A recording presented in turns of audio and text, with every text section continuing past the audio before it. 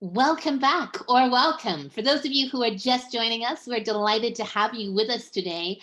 We are about to get started with our second session on M&A Bootcamp, Operational Growth from A to B for our early to mid-stage founders. Now, before we get started, just as a healthy reminder for the best user experience today, we do suggest clicking into your gallery view. And as a reminder, we're going to be opening up for live Q&A at the end of the session. So please do submit your questions into that Q&A function that you'll see at the bottom of your screen throughout today's discussion. And as you settle in, we've got just one poll that we want to kick off before we start this session. And that is just to get a bit of a heat map for how many of you may be actually thinking about being acquired in the coming months. So I'm going to launch a poll really quickly that asks all of you to take a moment to just reflect how many of you are thinking of getting acquired in the next 3 months. Got a couple of options here, either not quite sure yet, hesitant, still thinking about it, or you're all in on this as a strategy. We're going to give everyone just a moment or two to respond to those, and then we'll go ahead and share the responses. I think, interestingly, we've got a very healthy number of people today. About 75% is where our numbers are currently trending. Not quite yet, but equally about 14% that say they're all in and 12% that are still thinking about it. So let me go ahead and end that and share those results. Thanks so much for participating in these polls. It helps us get a better sense with our panelists today on how many of you are thinking about the process and where you are in the process of acquisition. Well, so without any further delay, it is my delight to welcome and introduce our next panel of experts here to help you navigate successfully through this process of M&A. Up first, we have our moderator for today. Matt is the Vice President Corporate Strategy at Nasdaq. We have Kim joining us again, who gave the amazing overview earlier on as the Head of Middle Market M&A Advisory at BNP Paribas. We have David joining us today as Managing Director of TMT Strategy at KPMG, and Rich, Partners of Mergers and Acquisitions at Wilson Sonsini. Trust me when I tell you, you are in for a treat when we get to unlock all of their insights and guidance today. So without any further delay, Matt, over to you. Thanks, Nicole, and good afternoon. Welcome to all the attendees and our panelists for this session on M&A for Growth, Operational Strategy from A to B. I'm Matt Savarese. I'll be the moderator for this panel. I'm a vice president here in Nasdaq at Corporate Strategy. I lead M&A and corporate development efforts and have been with the firm for 9 years and have spent 15 years in a variety of roles in different M&A experiences. We have an exciting group of professionals here today. So I'm excited to share their insights and prepare you in the growth and journey for M&A. So with that, maybe we'll give some introductions and we can start with Kim. Sounds good. Yeah, hi again. As Nicola said, I'm responsible for the middle market M&A advisory business at BNP Paribas and Bank of the West. I think which is mostly relevant for maybe this panel discussion. I closely work with businesses in order to position them for potential sell side. So really starting from reviewing the strategic alternatives to positioning the business by preparing all the necessary information and documents to ultimately really launching the process by contacting potential buyers, soliciting bids, and then negotiating the deal. Yeah, I've been with BNP Paribas since 2014. Before that, I was with Credit Suisse, or back then Credit Suisse First Boston for more than 10 years, really doing M&A focused on the middle market side. Great, David. Yes, thanks, Matt. Good morning, good afternoon, everyone. I'm David York. As you see there from my bio, I'm a managing director in KPMG's TMT Strategy Group. I've been at KPMG for 8 years, 6 of which have been here doing M&A and growth strategy related work in the Valley, and I'm mainly majoring in tech. So looking forward to the discussion today. Thanks for joining. Great, thanks, David. And Rich. Hi, everybody. Thanks for having me. My name is Rich Mullen. I'm a partner in the M&A group at Wilson Sonsini, and fortunate to get to represent a lot of great companies, both on the buy side and the sell side in M&A and other strategic transactions that vary in size from, you know, just 50 million or lower all the way up to the multi-billions. So very fortunate to have some great clients. Great. Well, thanks everyone for joining. Looks like we have a great panel here, a lot of diverse backgrounds. So we'll jump right into it and start off with some of the questions. And the first one is going to be more broadly to the group, but maybe start with David yourself. How have you seen the sell side evolve over 2020 and some of your experiences that you've had in the current environment? Yeah, thanks for the question. Let me start with some kind of macro context. I think it's probably useful. Clearly we're in a kind of unprecedented period, global pandemic, etc. So I think, that macro environment has clearly caused some disruption in the market, right? So, although at the moment we're seeing, really unprecedented deal volumes, the market's rebounded significantly. I think if you go back to kind of March, April time, the market, basically stopped, right, in most contexts. And I think as we've emerged from that, what we've seen is basically a two-speed market, right? In where I sit in TMT, so telecoms, media, tech. If you came into our office in kind of June, July, August time, you basically wouldn't have known that we were in the middle of a pandemic, right? It's been, very much business as usual, but in some other sectors, CPG, consumer goods, for example, clearly those volumes have kind of gone away and they've not come back. And I think, specifically with regards to sell side, what we have seen is, the number of corporate buyers and corporate activity has dropped away. Some of that's been replaced by kind of new buyers. So SPACs, for example, have emerged. So new buyer types and new buyer groups have emerged. But I think that from the corporate perspective, it still feels, we're not back to where we were pre-COVID. And then, within the macro context, there's still a lot of cash, right, floating around in the system. Cash balances continue to be at a kind of all-time high. If people continue to search for growth, right, with interest rates being so low. And what we've seen recently is, some of the sell side activity has rebounded because of a potential Biden administration tax reform, right? There's been a desire to maybe think about, kind of exiting some of the assets in advance of that kind of tax reform.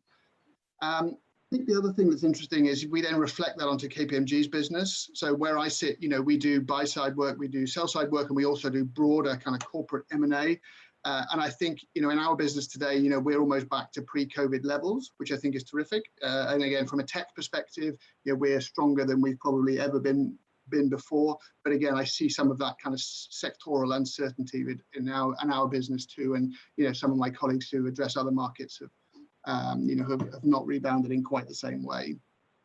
And then specifically from a sell side perspective, more tactically, I guess, what we've seen is sell side processes, are still a bit kind of stop start. They're not always completing. We've seen probably more withdrawn deals than I've experienced before. Some of that is driven by, people not getting comfortable with valuations, right? So there's been some uncertainty around, hey, look, if this valuation is based on, this revenue multiple or this EBITDA multiple, can we still get comfortable with that, post-COVID? And then some of the other things that drive good sell side outcomes in terms of, being able to meet founders face to face, clearly that's not possible in a COVID environment. I think adaptation to work from home, even, Zoom sessions like this, adaptation to that work from home has been really good. But some deals need that kind of personal connectivity to get done. And where that doesn't exist, not our clients in particular are not always comfortable just relying on the bankers to get the deal done right. They need the founder to kind of be personally involved, and it's difficult to do that in this kind of environment.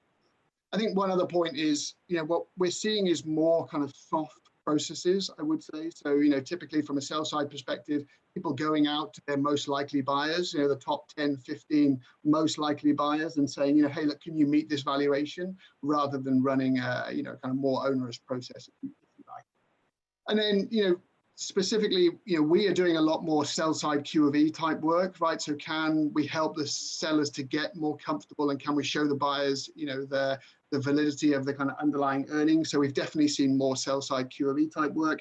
And we've also seen more kind of vendor assist, commercial diligence, market diligence, right? How do we help, sellers show the buyer community, the market, the underlying commercial performance of the business. And we've helped a lot of sellers recently get more comfortable with that kind of position. So Matt, that's my kind of 5-minute summary, I guess, on how I see 2020.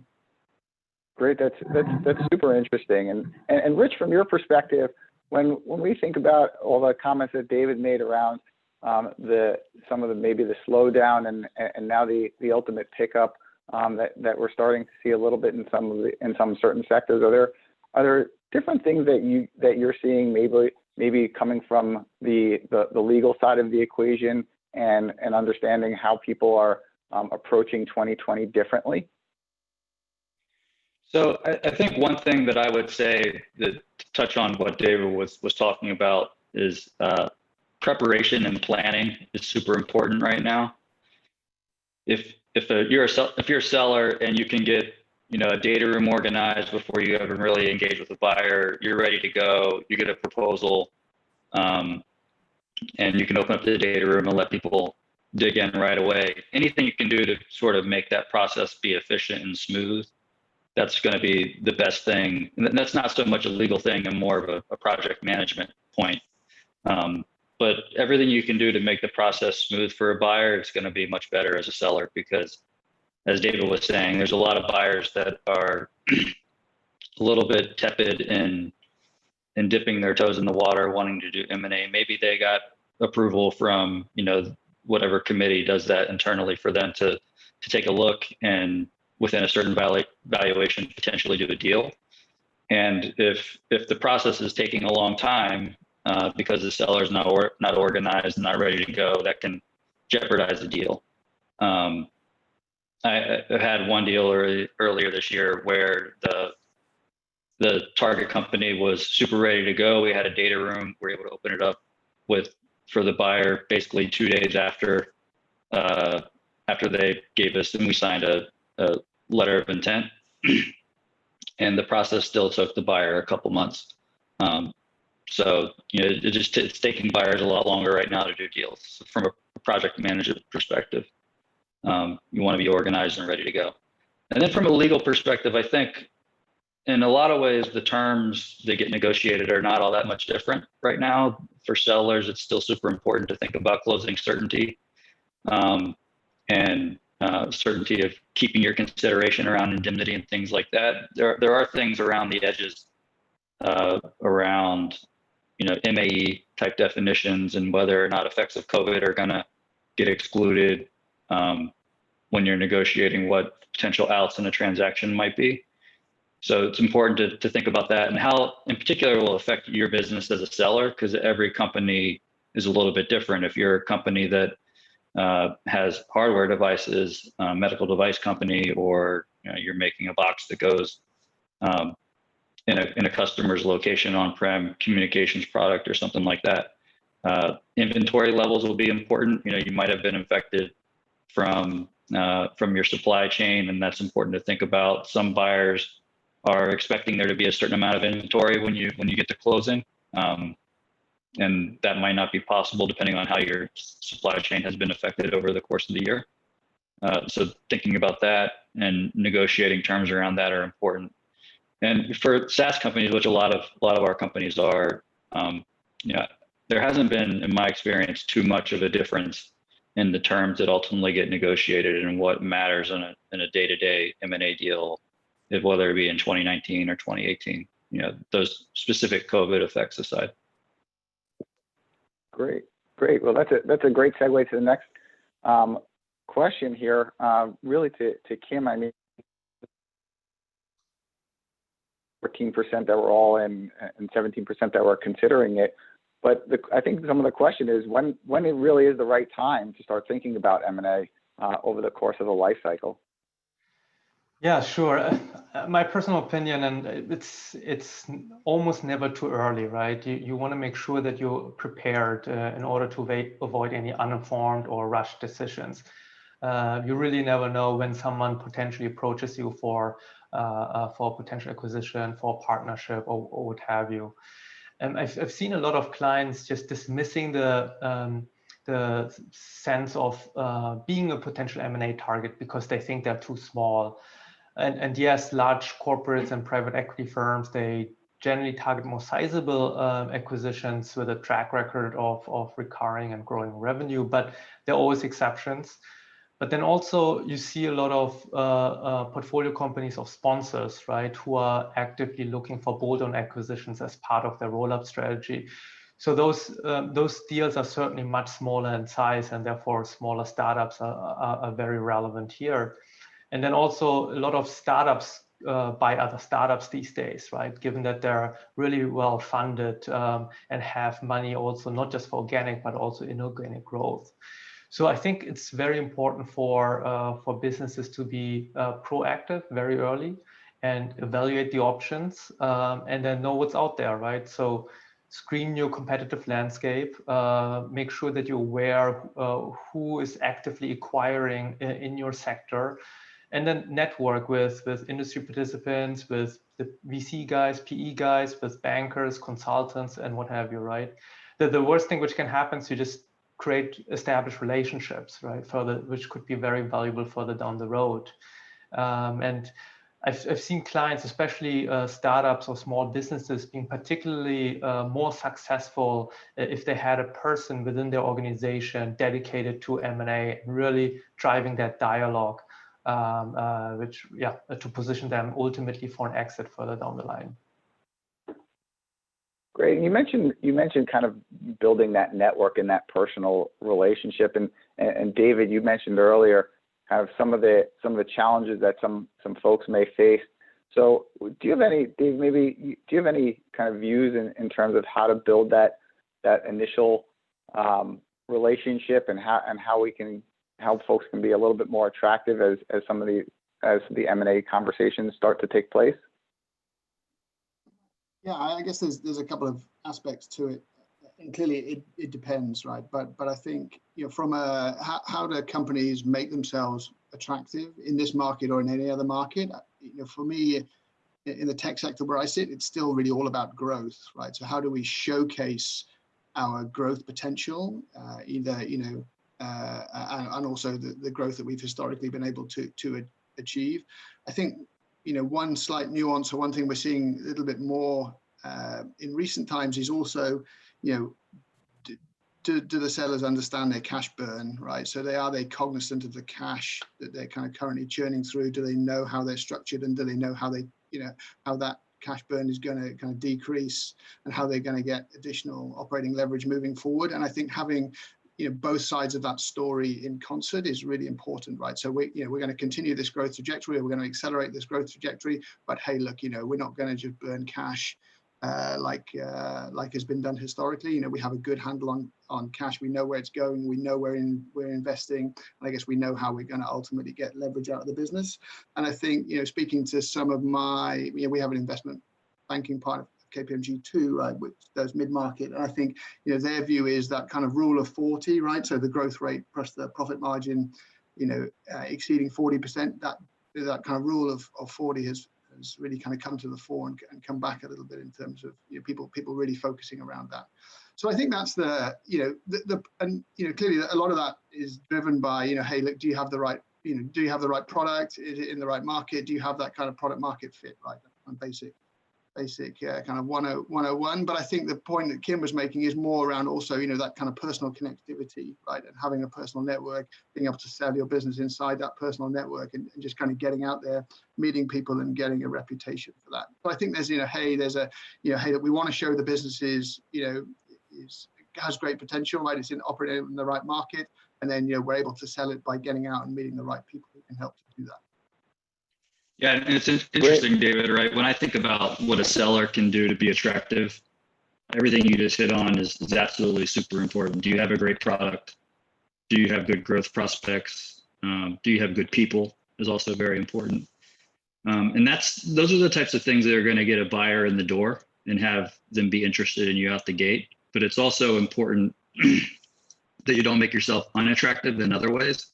So every buyer is going to go in and do a bunch of diligence to assess the business. And if they go in there and they find out that along the way, there's been some really poor decisions made around licensing of IP, or different commercial contracts that might have been entered into, or there was bad HR practices and sexual harassment type claims and things like that. Those are all warts that, even if you look attractive on the first blush and a buyer perhaps wanted to take you on a date, so to speak. They might not want to marry you and be with you long term.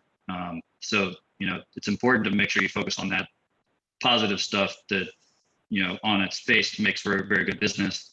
But you also, along the way, want to make sure you're getting good advice and keeping good practices so that ultimately, when the buyer goes in and does their diligence, they're still interested in the deal for all the reasons that brought them in the door to begin with.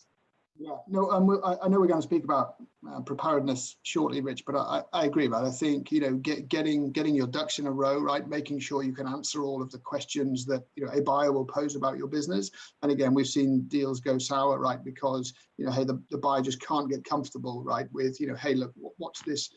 Can somebody explain this blip in revenue, right? Or can somebody explain why, why costs are going this way versus that way? And we've seen a lot of deals not consummate, right, because the buyers just can't get comfortable, and if you ask the same question again, we see it lots in our business, right? That's what clients are paying us for, is to do that diligence. And again, if we can't get comfortable, the buyer can't get comfortable, then typically, it's certainly in this environment, then the deal is not gonna fly. Yeah, and preparation point aside, I was more talking about along the way as you run your business day to day, not necessarily just in preparation for M&A, but day to day when you're negotiating commercial contracts with parties, when you're thinking about how you're licensing your IP, when you're thinking about what sorts of HR policies and procedures you're going to get put in place. If you can just run a clean, good business, and you get good advice from legal counsel along the way as you're growing your business, if you can get good advice from accountants and tax advisors along the way, that's all stuff that's going to set you up when the time comes, whenever that might be, for a good, clean M&A exit. And there's a delicate balance there too, right? Because a lot of companies only have a limited amount of resources, so you have to use your judgment and where to spend those resources to make sure that you are running a good, clean business. But good advisors like David and Kim and others can really help you. And Wilson Sonsini, of course, can help you talk through that stuff along the way too. Are there any specific examples you have, Rich, of some of the key operational aspects that some of these businesses may look for to be able to set themselves up so it's not what we'll call a scramble when it comes to M&A time? Yeah, when we go due diligence, I think some of the things that often buyers are looking at and concerned about that can cause problems are things like source code escrows, or something that stand out a lot of times. If you're negotiating a commercial contract with a big, blue chip company on the other side, often they might negotiate for something like that. That's a term that buyers view to be pretty toxic, and will often want to get addressed in one way or another. Sometimes in commercial arrangements, there might be provisions that get implicated on the change of control, whether it be discounts that might get negotiated or consents that are required. Sometimes strategics will put in their commercial contract provisions that say you actually can't enter into an M&A deal or even an exclusivity arrangement unless you give us notice and you give us an opportunity to come to the table and negotiate an M&A deal as well, which is, sort of a double-edged sword, because, maybe you got another potential interested suitor, but a lot of times it just causes delay in your process and frustrates the buyer that you do have on the hook. HR stuff is very important, and making sure you have a good culture. Had a deal probably about a year and a half ago.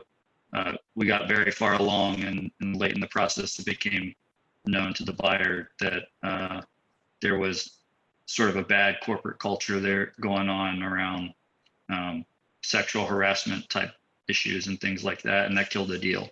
Full stop. I mean, it's a very important issue, generally speaking, and some buyers just wouldn't want to be associated with something that could even touch on that at all.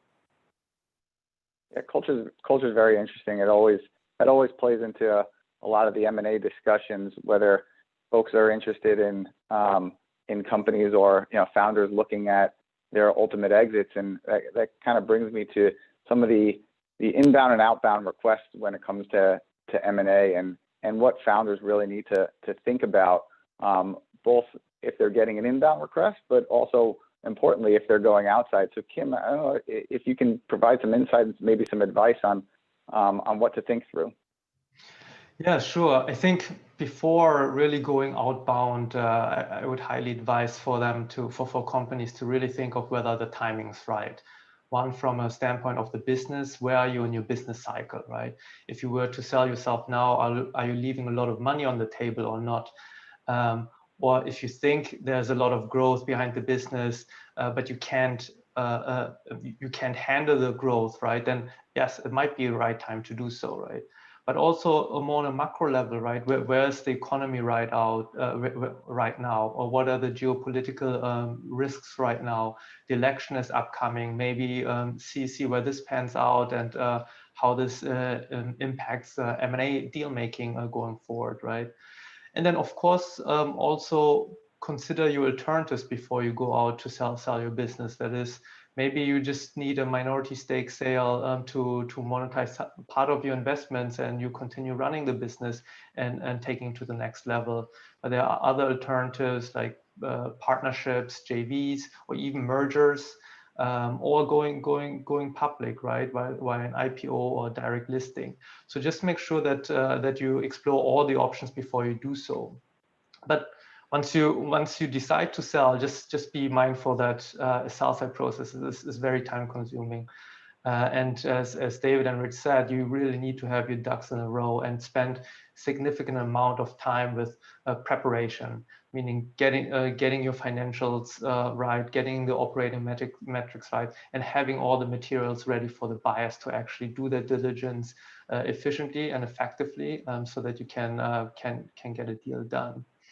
I think the one positive thing, I guess, about outbound versus inbound is that you are pretty much in control about the process, about the timing, as well as about the buyers you reach out to, right? And you can really make sure that you structure a competitive process in order to create this competitive tension amongst the buyers and therefore maximize value for yourself. I guess one last point I want to make is that you just need to be aware, if you do outbound M&A and if you structure it as a broad auction process, right? Keep in mind that some buyers, and there might be the logical buyers who are willing to pay the premium valuation, are not willing to participate in processes, right? And rather just engage with you directly on a one-on-one basis. So you have to think about what makes sense, right? Before you go out. That's a great point, and there are a lot of differences between auctions and private bilateral discussions, and part of that is also some of the information that gets shared here. So, David, in terms of preparation, in ordering to avoid some of the distractions or maybe some of the sensitive information that needs to get shared between parties, how do you view kind of avoiding that distraction risk, whether it comes down to going out to a broad auction or a bilateral discussion, and making sure you stay focused on the business at hand, but being able to execute for the M&A strategy? Mm-hmm. Yeah, I mean, I think it's it's $1 million question, right? And something that I think Kim spoke to earlier. And I think in general, I'm not sure there's particularly kind of secret sauce, right? I think once you get into a process, it is highly disruptive, not only to the kind of founder, but also to any of the kind of executives, anybody that's basically under the tent. And I think avoiding that is very, very hard, right? Clearly, as I mentioned earlier, right, if as a seller you engage a professional services firm, for example, to write a kind of sell side report for you, right, that can help to streamline some of that, right? So it's like, rather than running 7 different diligence work streams with 7 different potential buyers, for example, you can just say, hey, look, here's my sell side report, right? And then we'll do a little bit of top up diligence around that if you need. That can clearly help. Being prepared in advance, right, and getting all of your getting the data room set up, being very mindful about what the questions are going to be that are going to be asked, and how you're going to respond. But I think in general, right, the distraction to management, the commitment of management's time to get the deal done, is really hard to mitigate. I think Kim mentioned having a dedicated person, dedicated to M&A. Clearly, that's super helpful, right, and can shift some of the workload. But if you think about a typical diligence process where you're basically going function by function, HR, IT, commercial sales, go to market, et cetera, et cetera. It's just highly disruptive across the whole organization. So I think the key thing for me is, be committed to the process, right? So, recognize that it's going to be super disruptive, try and prepare as much in advance, right? And try and get as much third-party support as you can, try and be as efficient through the process as you can, but recognize that, it is going to be highly disruptive. That's unfortunately the nature of the work as far as I see it. Yeah, and there's a lot of information that gets shared throughout these processes. So, Rich, it would be great to get some advice in terms of when some of these startups should start providing certain levels of information, and how do they protect their the key information and sensitive information. So, what advice would you have for some of these founders? So I think the first thing is, and this kind of touches a little bit on what David was just saying too. You want to phase the amount of diligence that you're sharing with people and the number of people on your team that you're exposing along the way.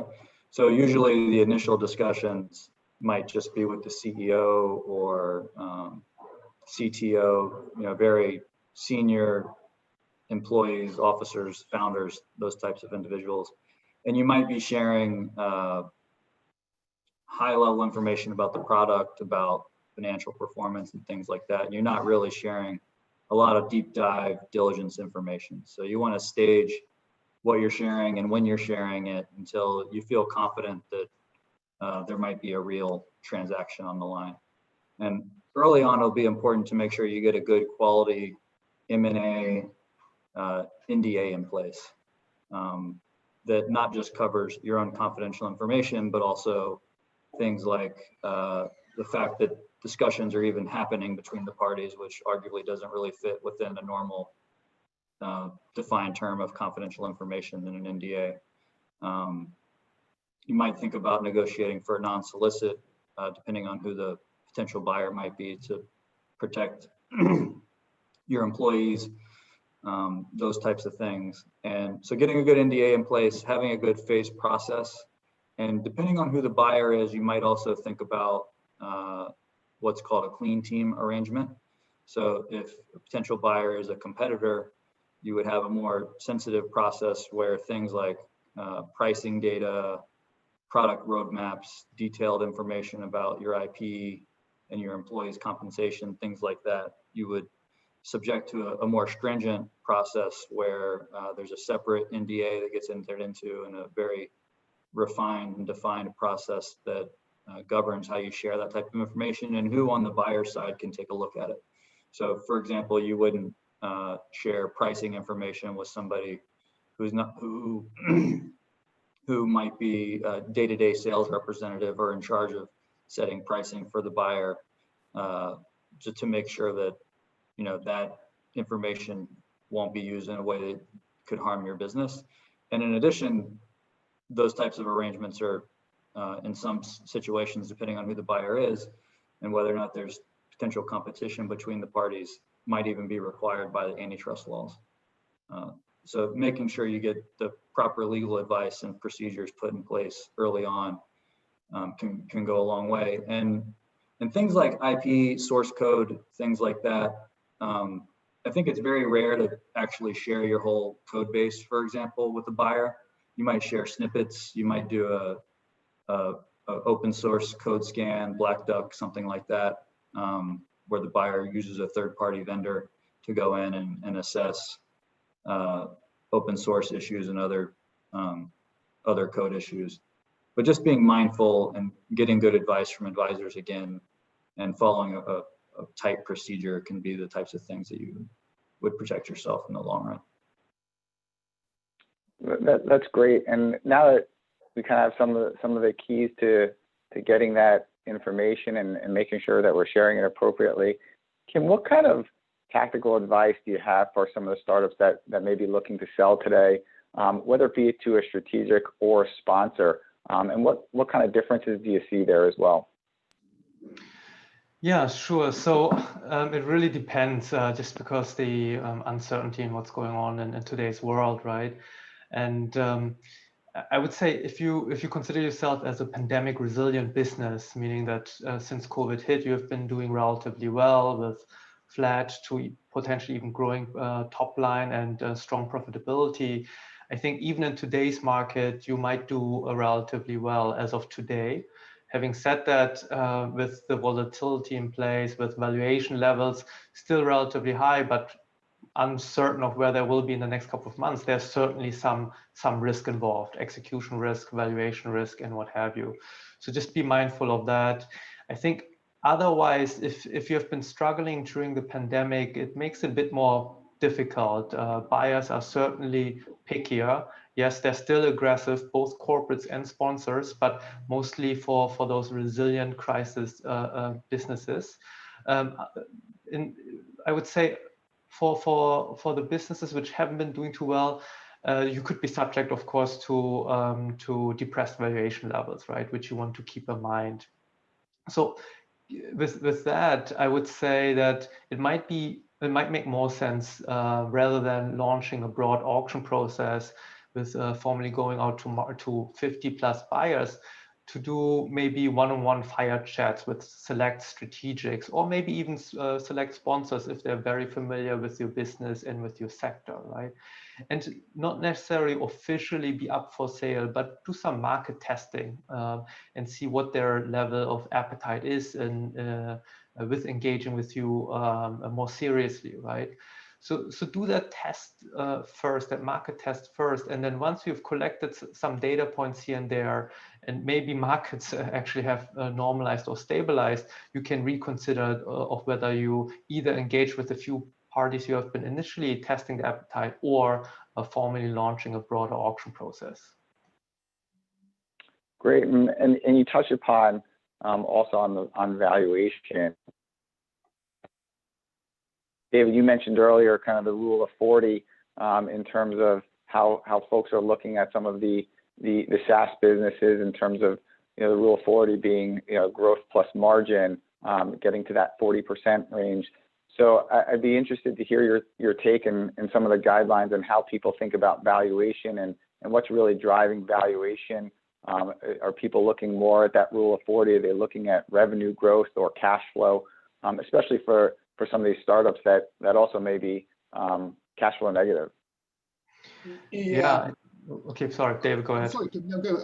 No, I mean, it was interesting just building on what Kim was saying about, people getting comfortable with, buyers getting comfortable with valuations and multiples. I did a deal over the summer, or did most of a deal over the summer that didn't consummate, right, because ultimately, the business was eroding as we were doing, the work, right, and then at the end of the day, the buyer couldn't get comfortable with the valuation they previously have been discussing. So I think, and intuitively, I guess my sense is that, valuation expectations should have come down, right? I guess that's what I would intuitively think. But what I think has actually happened is, because some businesses have been adversely affected by COVID, and for the kind of high quality top tier ones that haven't been, clearly there's still the same amount of money chasing those guys, right? So actually, why would they bring their valuations down? It's like, I'm a premium asset, right? I deserve a premium multiple, and therefore I'm going to kind of stick it out and demand my kind of higher price, if you like. So I think actually, my experience and talking to my clients is that we've not really seen an erosion, and clearly it's very dependent, right? Even within tech, it depends on whereabouts in tech, right? Are you in kind of legacy tech? Are you in kind of more tech 2.0? I think what we have seen is, there's been a kind of a greater divergence between valuations in legacy tech kind of 1.0 type businesses and those who are more native 2.0 type businesses, right? So actually, if you're already in that space and you're native in that space, you tend to command a premium and a higher valuation than companies that are trying to pivot, into your kind of business model type thing. And I think we've definitely seen a kind of, if you think about subscription businesses being a great example in tech, right? Legacy tech businesses that aren't natively subscription have struggled to command, a valuation that's equivalent, even if they're trying to make that business model pivot themselves. And the market is, still valuing and still pricing a premium on guys that are natively subscription businesses, as an example. So I see that as being, a difference and something that's not corrected for during COVID. But I think in terms of specific valuations, I'm sure people on the call are super interested, but it's such a broad church, I think, across all of M&A. It's clearly, hugely divergent, and even within tech, right, you see such such different stories, right, about valuation. So there's not a kind of one size fits all answer. Great. And Kim, from your experience in terms of the valuation and some of what you're seeing in the middle market and some of the acquisitions that you're seeing, any additional guidance in terms of how folks should approach valuation and what they should be thinking about? Yeah, sure. I mean, first of all, I think I agree with what David has said. I would say maybe outside of tech, what we've seen is that sellers are really clinging on to the pre-COVID valuation levels, right? And they do still want to transact at those levels, and otherwise put their sell side thoughts on hold, right? So I would say it's certainly changed, especially in the non-tech or non-resilient sectors. And if you want to get something done in the near term, you have to reset your valuation expectations, or wait for another few months or 6+ months really to see where the economy is, where the business is, and what the M&A environment is at that point. Great. And thinking through valuation, there's always the metrics behind it, and what are those metrics that we should be looking for? Rich, based on your experience, what are some of those key metrics? I know we talked about some of the top line growth and margin, but are there other key metrics that you're seeing in the market that are really playing into this? So I think it's really going to depend on who the buyer is. If it's a strategic buyer, a lot of times the valuation doesn't tie to an underlying financial metric. They're looking at what is the product portfolio, who are the customers, and how will they be able to leverage the target's business and assets and plug it into their own strategic vision, and what value will that generate for their business going forward. And a lot of times that's not necessarily continuing the target company's business. So this goes back for those types of buyers. When you think about what is the metric, it's really an intangible metric.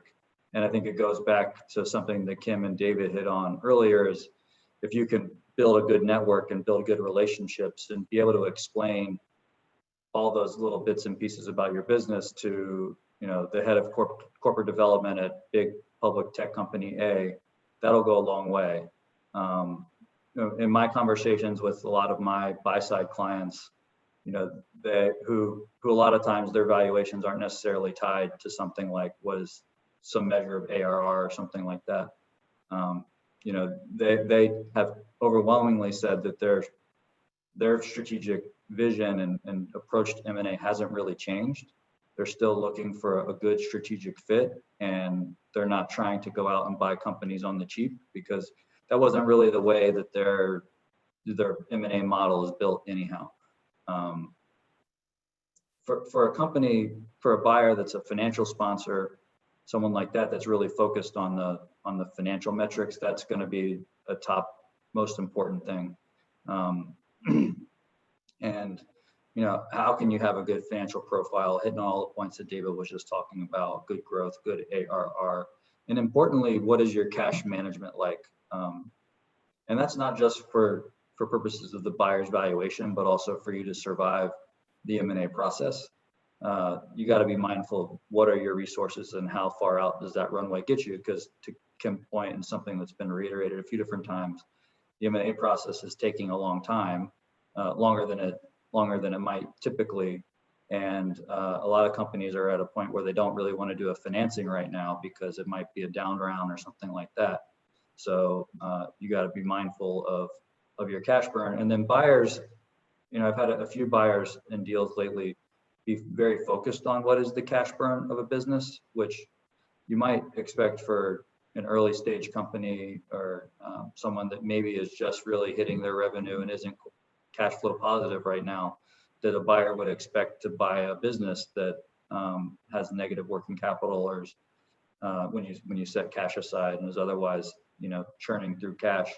But some buyers are sensitive to it right now because they themselves have an overall budget that they got to be mindful of. And if you're operating a company with negative cash flow and a cash burn, then that means that the buyer is going to have to put resources into the business on day one if they want to continue it. So being mindful of those cash flow, cash burn metrics is going to be super important too. That's great. And Kim, in your role at the bank, where do you see that you guys can play a role in helping these startups and the founders really develop those metrics and help them through the transaction? And how do you view the bank's role in driving the deals, in the current environment and also kind of into the future? Yeah, sure. So I would say we as bankers really try to get involved in the discussions as early as possible, right? So not just appear when you decide to sell, but even before that, to make the decision collectively of whether a sell side is the right choice for you. And once that occurs, though, we are really there from start to finish and help you really go through the different phases of the sell side process, which includes the preparation phase, which can take up to a couple of months, really, during which, as you Matt alluded to, will help you with actually getting your operating and financial metrics properly up to speed and position it for the potential buyer universe. And then we also basically decide collectively with you what are really your sales objectives in terms of timing, in terms of valuation. And then based on that, we help you structure a sale process. As I mentioned before, you can engage either with one or two parties, which is a very more bilateral discussions, go to a targeted process, maybe a handful or 10 buyers, or really go broad if you don't want to leave any stone unturned. And I think and I guess in preparation for that potential launch, we will help you with all the marketing materials and the diligence materials, which goes really from anything from teaser, confidential information memorandum, and also other diligence materials. And we also work closely with people like David at KPMG, and of course also as Rich to help with either the diligence documents or the legal documents. But then I think the key value add from the banks is pretty much bringing the Rolodex to the game, meaning identifying the potential universe for your business. You, needless to say, you will know your competitors probably pretty well, but in addition to that, there are always players who look at tech assets, meaning financial sponsors, for example, or even non-tech buyers who have been increasingly buying into the tech space. And not just regionally or nationally. Banks like BNP Paribas, for example, we have a global footprint. So we know a lot of the global players who are really actively pursuing US targets. So that's a very nice angle to consider. And even if those other buyers which your bankers might propose are not the ultimate buyer, that always helps you to leverage those buyers to create this competitive tension amongst those or the complete buyer universe, and therefore keep them honest and hopefully maximize value for you. Have you seen much uptick in kind of cross-border type transactions as a result of COVID? Yes. So interestingly, I mean, first maybe stepping back a bit, cross-border has actually slowed down in the last few years, and it was because of geopolitical events, trade tensions, and what have you. And I think in 2019, and I mentioned that during the market update, cross-border M&A has dropped by 17%. But during COVID, since the pandemic hit, actually, cross-border M&A has remained relatively stable. And you've seen an uptick in European acquirers pursuing US targets. So that's very interesting and something to keep in mind. Sorry to divert, any particular sector that you've seen that specifically? Yeah, so tech to some degree, for sure, but then also industrials and to some degree healthcare, right? It's a bit all over the place, but yeah, there are certain pockets though where Europeans have been a bit more active. I mean, tech and industrials probably makes the most sense from a European angle, given the large industrial conglomerates based out of Europe. Perfect. Sorry, Matt, thanks. Sure. And do you see anything else? What about in the APAC region?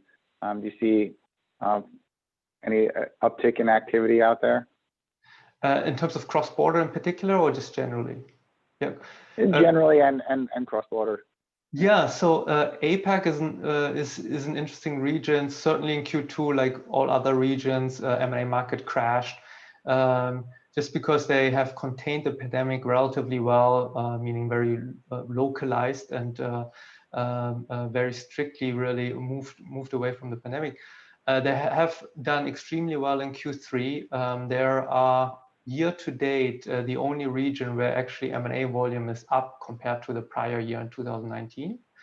I think partially though it's driven by a couple of oil and gas deals which was initiated by the Chinese government, but nevertheless they have been doing comparatively well.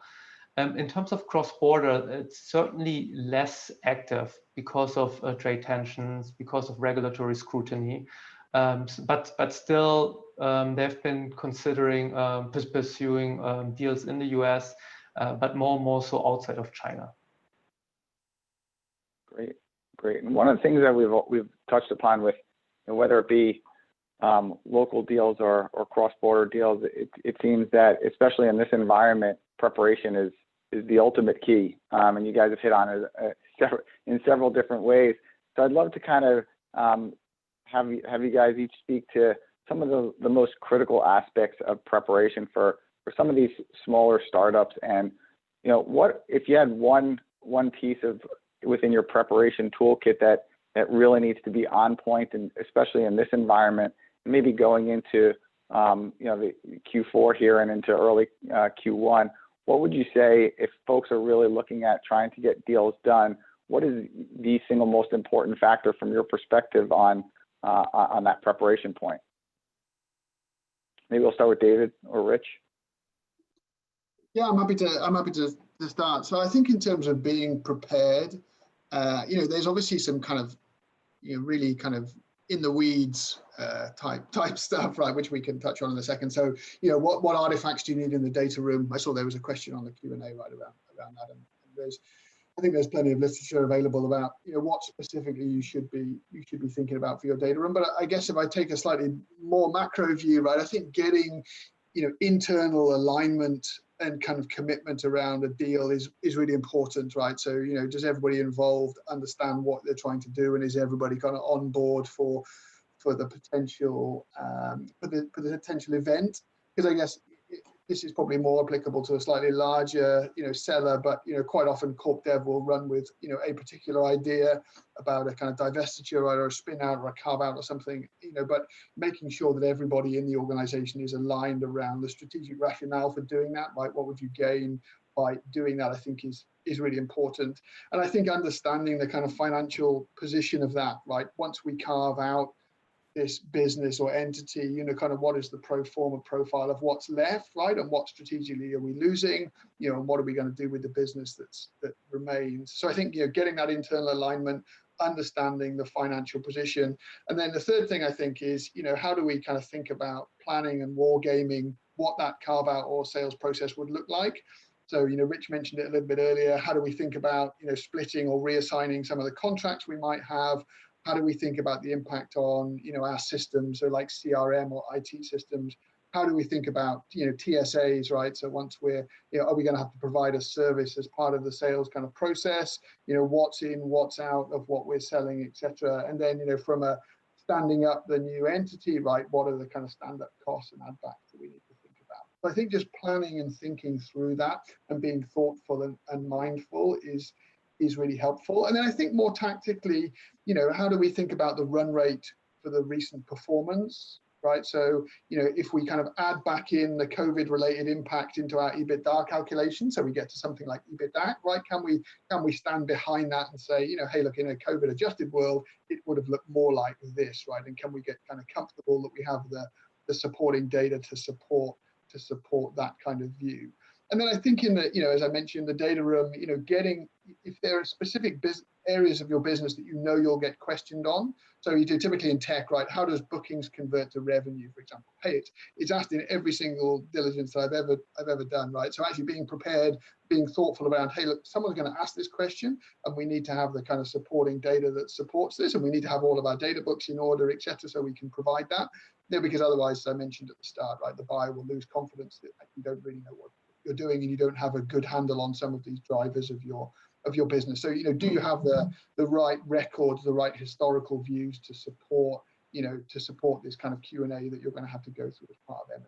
So I think they're the kind of the big things, right? Do we have internal alignment? Do we understand what our financial profile is going to look like? And do we understand the wider ramifications of the sale, right, or the carve out that we're going to have to go through? I think I would probably stop at those.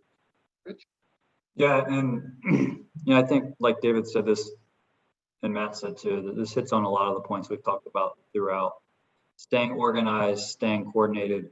From a legal diligence perspective, a lot of times the heavy lifting and burden is around going out and finding your contracts, which the buyer is going to want to review, going out and finding all your employee benefit plan documents,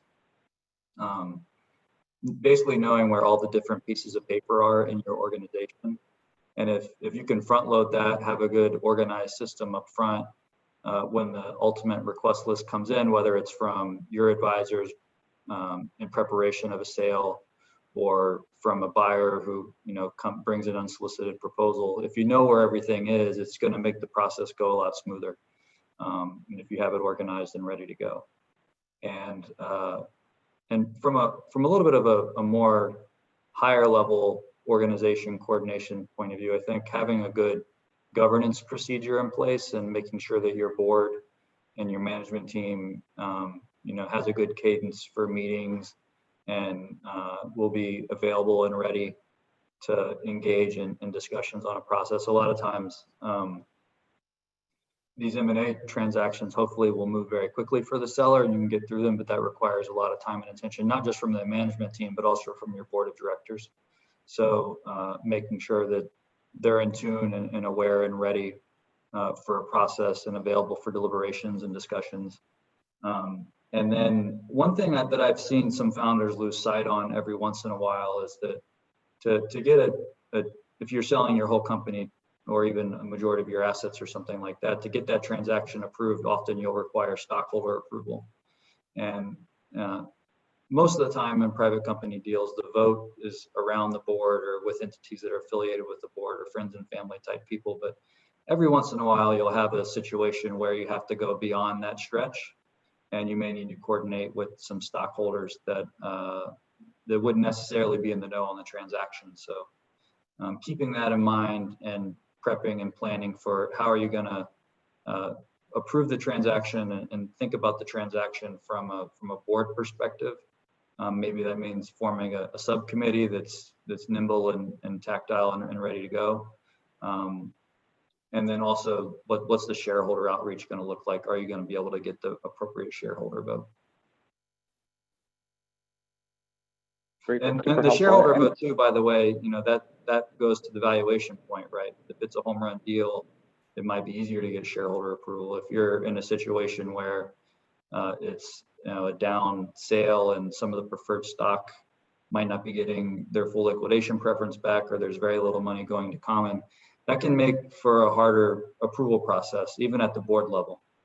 So thinking through that and being prepared and ready and knowledgeable about how you're going to attack those types of issues can be really important. Yeah, it's super interesting because obviously the shareholders always have their own point of view as well, especially ones where you have significant equity holders. If going into the fourth quarter and Q1, Kim, maybe you could talk about folks that are really thinking about an outright sale versus an equity funding, and what maybe that you see as some of the differences and where folks are spending some of their time, and if folks are looking at M&A, what's kind of the right process for them versus really thinking about that growth capital round with all the dry powder that's out there. Yeah, so to be honest, it's really hard to give advice around M&A for the next quarter or so, just because so much is happening and so much could change just in a month's time or actually a few weeks' time. But I think there is still a lot of firepower and dry powder for M&A, certainly from corporate sponsors, smaller businesses, and SPACs in a way, right? So it's theoretically not a bad time to go out to market if you can deal with the market risk and also the execution risk, right? I think I would even though I get paid when deals close, but I would probably advise the audience to maybe wait a bit, see where the markets evolve before hitting M&A, hitting press on M&A. If you have to sell, that's a completely different story, right? Then of course you have to start the dialogue, start the preparations, and then engage with potential buyers to make sure you survive the next couple of months. But I think what we will be seeing in the upcoming quarter or so, there has been, even though Q3 was a really big resurgence in the US, but also elsewhere, I think you'll still see a lot of M&A backlog really hitting Q4 and Q1.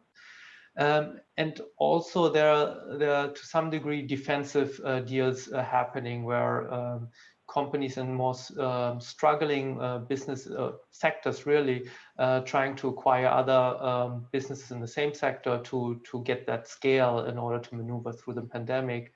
And then we've long awaited really distressed sales, which we expected much earlier during end of Q1 or Q2. We expected a lot of businesses struggling and being forced to sell, but that hasn't happened, partially because of the PPP loans, the lending programs available to those businesses, which, however, depending on how the pandemic fares, I think could be a hot topic in Q1 and onwards. And then last but not least, sponsor deals, right? I think that's still going to be a big driver of M&A volume, but that could shift again next week, who knows? Yeah, and Kim just mentioned PPP loans. That's been a unique thing in M&A deals over the past few months. You know, it's obviously something that didn't exist before the COVID environment.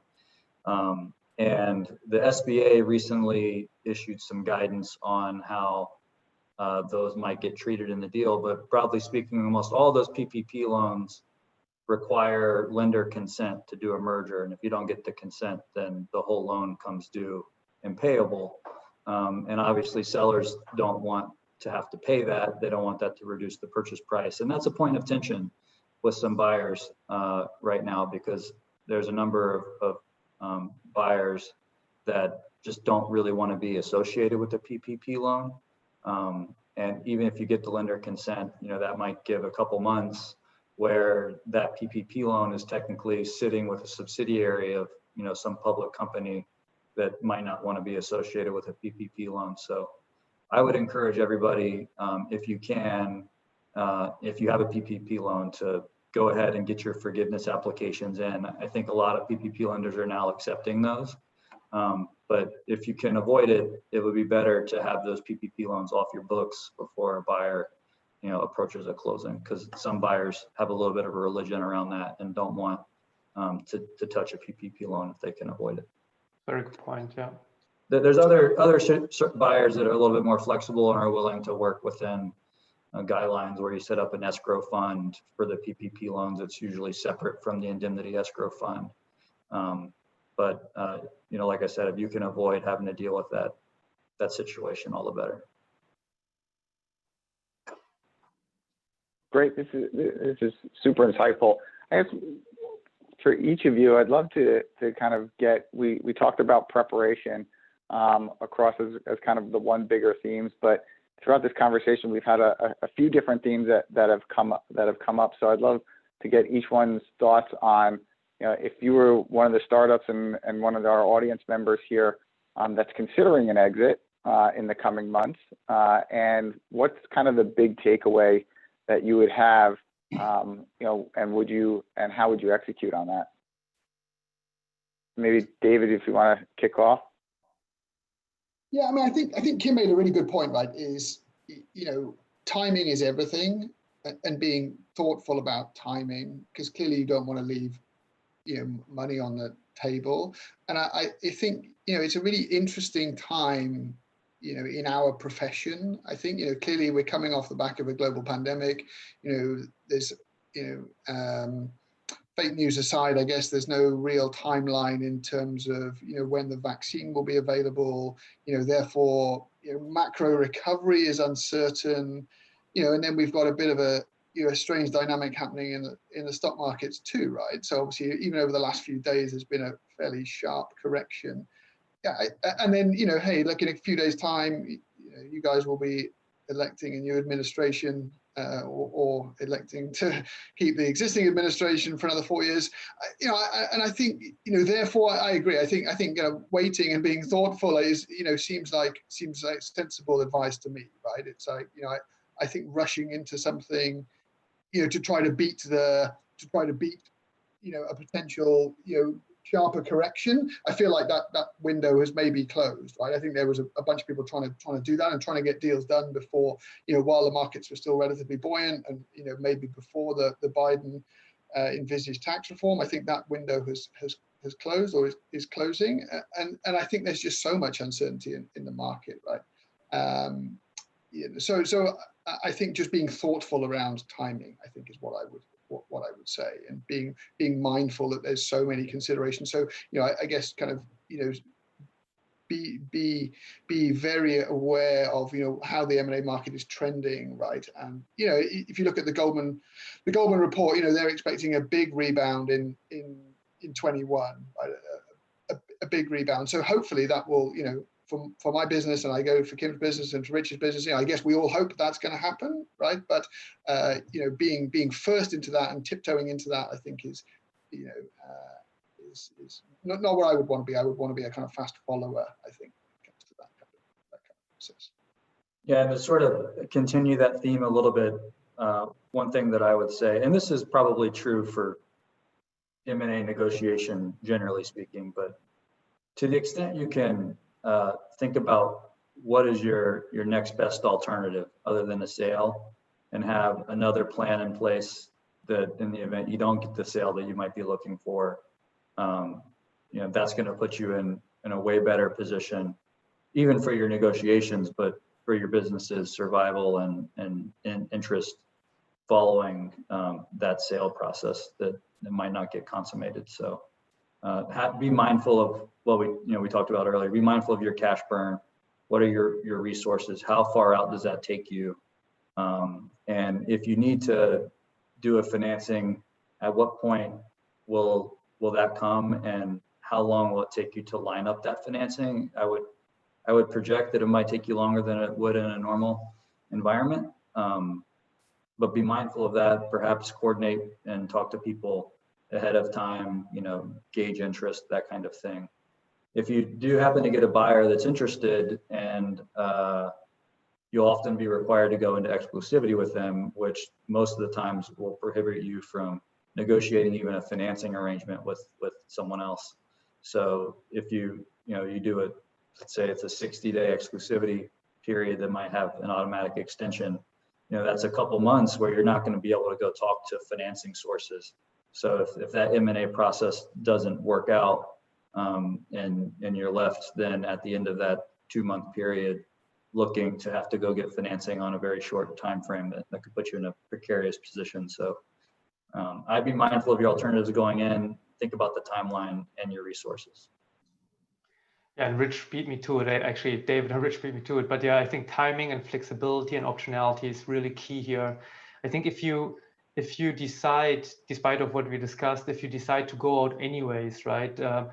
I do think you might be better off doing fireside chats, and meaning having these bilateral discussions with potential buyers. But to Rich's point, yeah, do not necessarily tie yourself up for 2 months of exclusivity, but maybe take this time during these uncertain environment to network, to get to know the potential acquirers better, and to give them an update about your business, where you headed to then use that, I guess, relationship you've built for discussions further down the road when M&A markets have recovered slightly or stabilized slightly. Matt, I wonder whether, obviously in your role as corp dev at Nasdaq, I wonder if you have a perspective on that. It'd be kind of interesting to hear your view if you have one.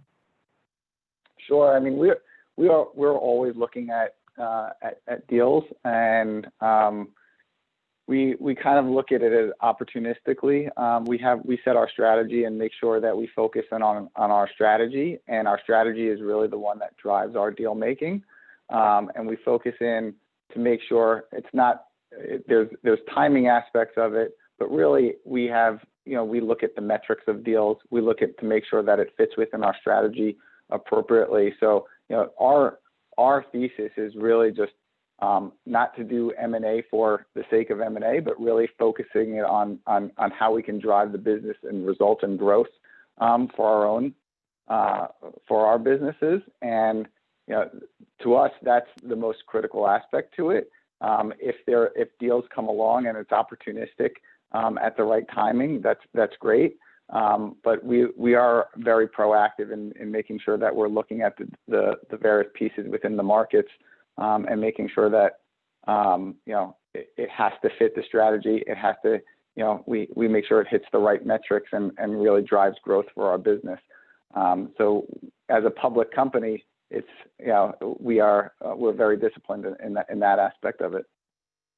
And any specific dynamics kind of that you've seen as a result of COVID? I guess both the slowdown and the pickup. Have you seen a kind of ebb and flow in terms of that looking at the market in your world? It's interesting because we obviously focus very much in the tech world as you do, David, and we've seen certain aspects of it slow down, yet valuations are still at very healthy levels, I'll call it, even pre-COVID. And I think to Kim's point early on, people are still expecting that some of that pre-COVID valuation expectations.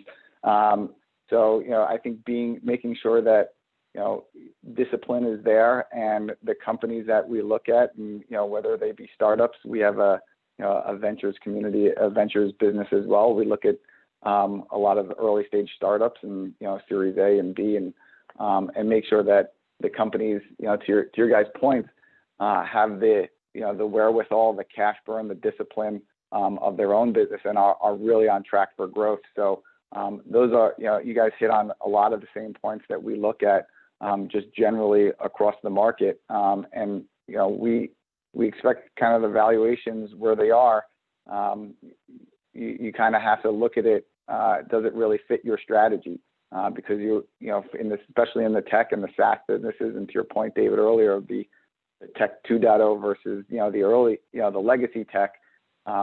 There is a level of expectation out there, and those valuations will probably hold up for some time with the amount of dry powder that's out there. Great. So I think this is super informative. I'd love to kind of get some questions in from the audience. So we'd love to hear from the audience, and we'll start taking questions. So please feel free to post within the Q&A function, and we'll try to get as many answered as possible. And maybe we'll start with one that's really, I think, David, you might have mentioned it in terms of, we have an upcoming election coming on, and everyone's focused on, maybe potentially waiting. What kind of activity do we expect with the upcoming election, and specifically are there certain sectors, whether it be clean energy, environmental, or other sectors that you see that may be impacted from the election? Maybe I'll pose that to Kim first. Yeah, sure. So I think tech will still be active, right? Whatever the election will tell. I think larger tech tech companies will be a bit more scrutinized with the new administration, which may or may not impact their M&A deal making, right? Especially with the large guys being really blamed for eliminating competition and acquiring smaller startups. So that might change, but otherwise, I think tech M&A will still be strong. There's certainly a theme, as you mentioned in your question, is that clean energy, I think, has been very active and will continue to be very active. In particular, of course, if the administration changes, that has been a key key theme of Biden's and Harris's campaign. So I think that they'll drive a lot of momentum. Also with their, again, I'm also referring to the new administration, but with their spending programs they have envisioned to boost the economy, that could lead to a lot of more M&A in terms of infrastructure and manufacturing and overall industrial businesses. So it would be interesting to see how that evolves.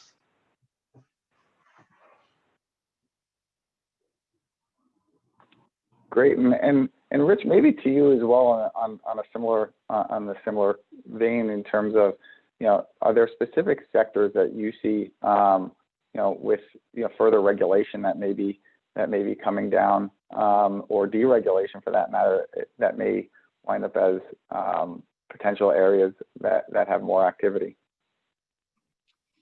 I think there's obviously a lot of conversation going on in both administrations, but especially among the potential administrations, but especially among Democrats, about clean energy, energy generally, what's going to happen with fossil fuels and that kind of market segment. I imagine that there will be a lot of unique opportunities there, given however the regulations and rules and incentives play out. So if I were in that sector, I'd want to make sure I'm talking with experts that are following the developments and changes and thinking about how I can best position myself.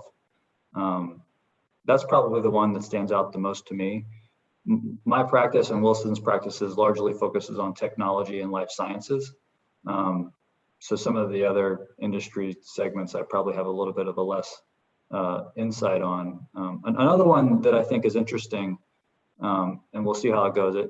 I don't know that administrations will matter too much, but cryptocurrencies in that segment, and there's been a lot of discussion around potentially regulating those more closely and more tightly. And I could see how some Democrat personalities in the platforms might want to more tightly regulate those than they are currently. So I'm interested to see what happens there as well. Great. Another question that came through was really around someone on the valuation, and this group has mentioned valuation and how we approach valuation. I guess the question really is, between a strategic buyer, a financial sponsor, or a SPAC, how do they view valuation? What are the key things to think about? And where would you expect that the higher value would come from? And to add on to that, how would synergies play into that? So David, maybe from your perspective, from some of the deals that you've worked on and across the sectors, where would you see kind of the value coming from? Mm-hmm. Yeah, I would probably suggest that Kim is better positioned to answer this question. I guess from my perspective is, I deal mainly with corporate buyers, I think, and clearly, the synergy, we haven't really discussed synergies today in terms of how it impacts the willingness to pay, etc. But I think synergies from a corporate buyer's perspective are obviously super important. And again, time to realize those synergies is really important for those buyers too. But I would probably defer to Kim. I think he's the kind of resident expert in terms of Sure, happy to. I think the corporates instinctively, I would say, will probably yield to the highest valuation, primarily driven because of the strategic angle they have, the synergies, meaning in terms of top line, but also in terms of cost synergies. So that's of course a clear differentiator. At the same time, especially if you have a cash-rich balance sheet as a corporate acquirer, or even a highly valued stock, right, which you can use as an acquisition currency, you have a lot of advantages there as well. On the sponsor side, I would say I wouldn't underestimate sponsors these days. I would say 5+ years ago, they were more hesitant to paying these rich tech, and particularly tech and SaaS-based multiples. But now you see them more and more aggressive in the tech and in the SaaS space. Having said that, though, needless to say, unless they have a portfolio company, they do not benefit from the synergies.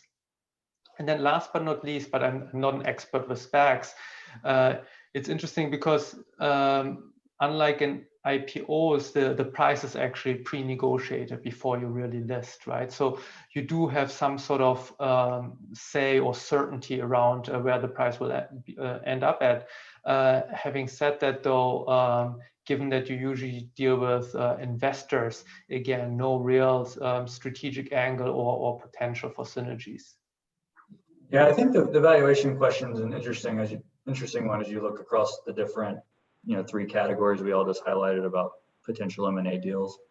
And on a SPAC, in a lot of ways, a SPAC is not really you selling your company. It's more of a financing where you end up with a public security. And like Kim was just saying, the valuation gets negotiated, and in my experience, it tends to be a negotiation around, it's not an exit negotiation. It's what's the value for the business now? What's my upside as the SPAC and the investors in the SPAC?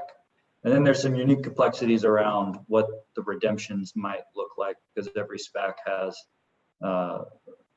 almost all SPACs have provisions in them that say that the capital that's there could be redeemed if the stockholder in the SPAC doesn't like the acquisition, so they can get their money back essentially.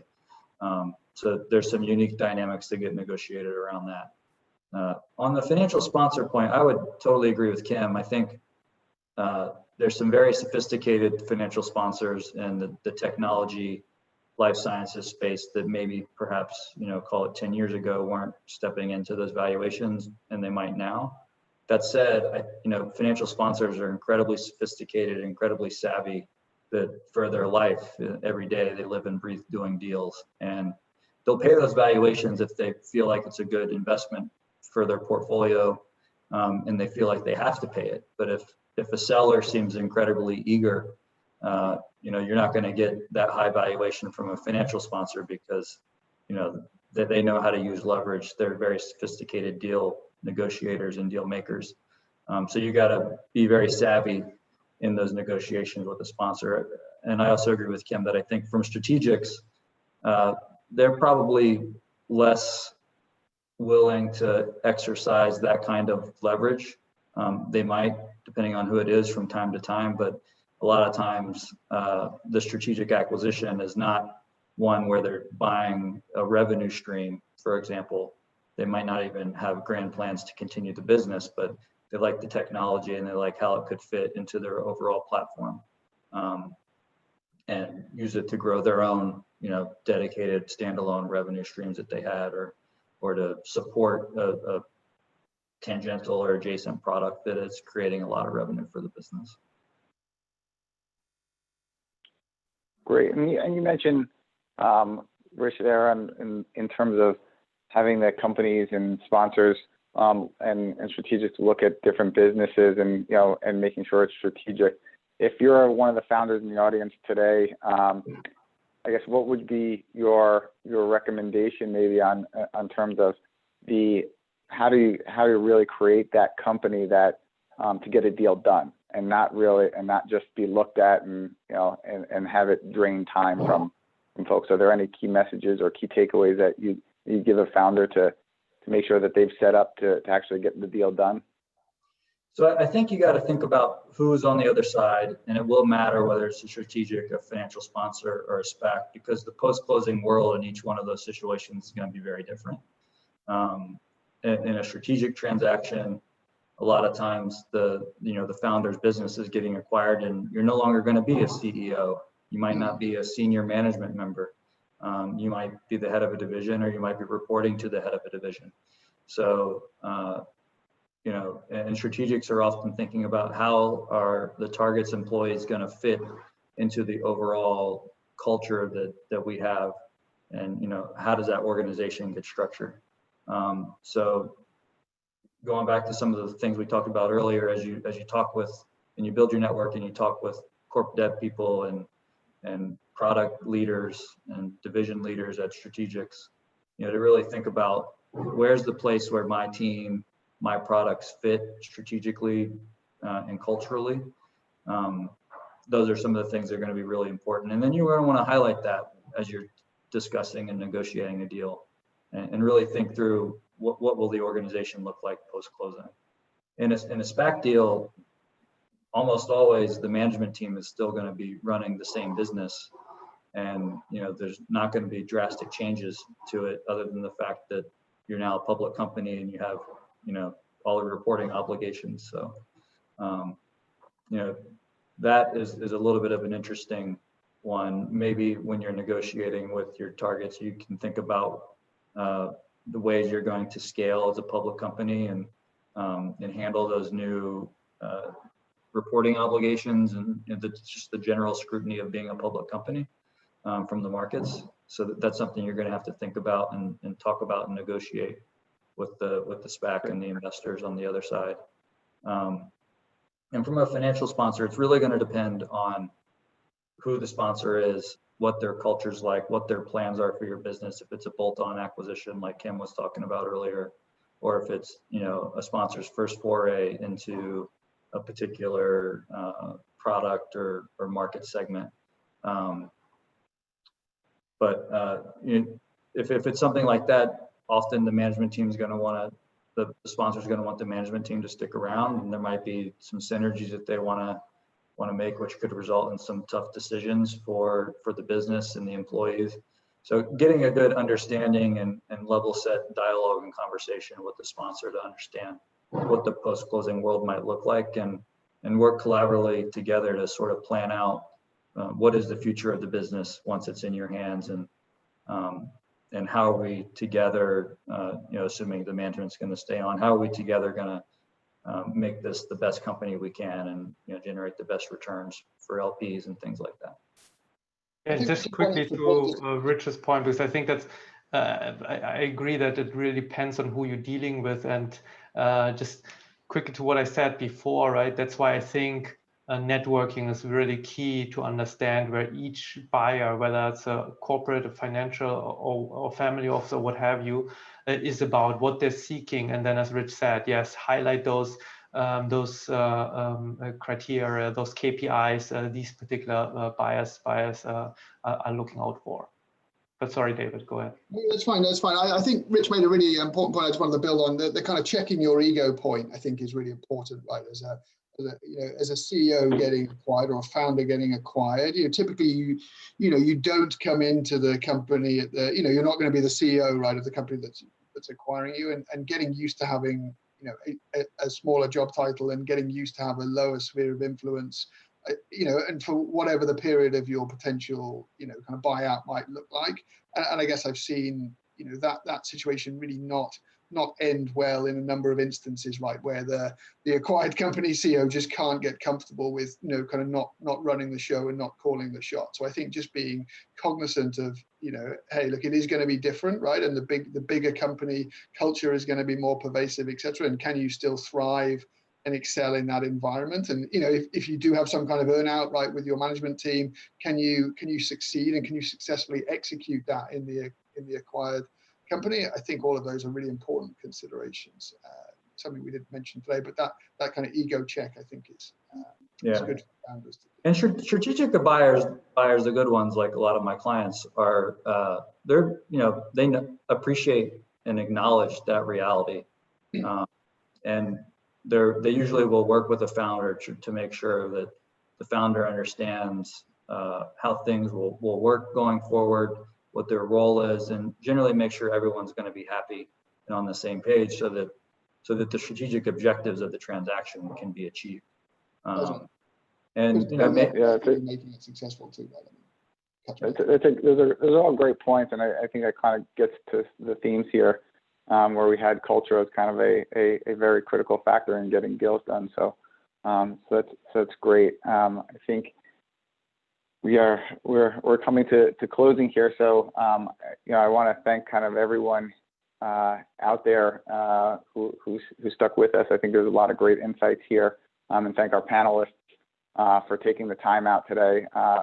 Super helpful, and I'm sure a lot of the audience members appreciate the responses. So, Paul, over to you. Thanks so much, Matt, and couldn't echo those sentiments more. Really, Kim, Rich, David, Matt, really appreciate all of the help and support in really getting everything that was needed out in this panel.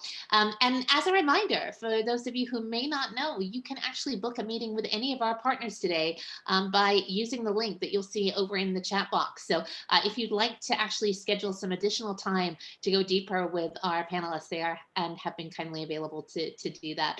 So we'd encourage you to sign up quickly before times fill up. And as a reminder, we have one more session. Thanks for all of you sticking with us today. One more session again on the books coming up. But before we do that, we're going to give you 15 minutes to either go get a tea refill, a coffee refill, water, and stretch those legs. We'll see you shortly in 15 minutes. And again, panel, thank you so much for your time and support today. We'll be back with you soon. Thank you.